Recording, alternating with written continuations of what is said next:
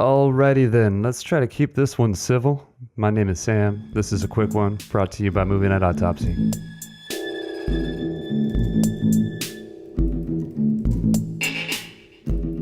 Fahrenheit 11/9 is the most recent offering from documentary filmmaker and outspoken political activist Michael Moore, in a play on his probably biggest film to date, Fahrenheit 9/11.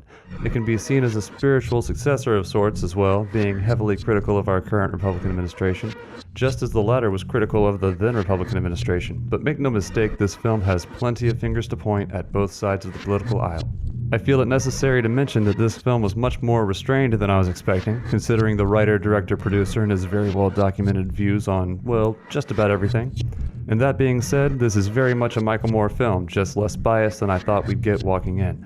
There are plenty of moments that do stretch comparisons to their hyperbolic limits before moving on to a separate topic, but if you can watch something like this with a grain of salt, you might just enjoy the cartoonish elements of some of the arguments he's making. The film, and really at the end of the day, Michael Moore, has a tendency to infer motive with just about every accusation it makes, though it does a decent job of showing you where the inference comes from. And I must admit, a lot of it seems fairly apt, but at the end of the day, the only one who knows the true motive behind the action is the one who carried it out. This film sacrifices that position in favor of its own agenda, but again, what were we expecting? This is a film by Michael Moore after all. I would be remiss to not include that, of course, this film is about much more than the 45th president or anyone in his administration. An awful lot of time is spent covering the teacher strike in West Virginia, the Flint water crisis, as well as the full-scale military training drill in a lesser-populated area of Flint, something I knew nothing about before watching this movie, and the incident in Parkland and following the efforts of the survivors.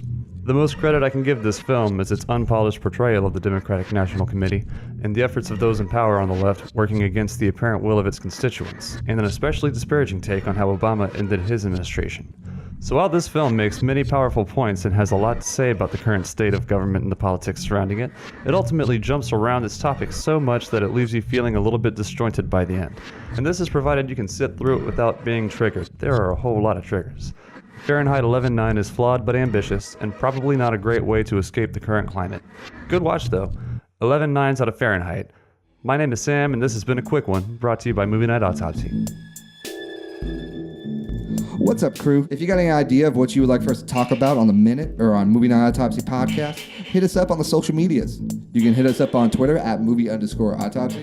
Check us out on Facebook at Movie Night Autopsy. Always feel free to email us, contact@movienightautopsy.com.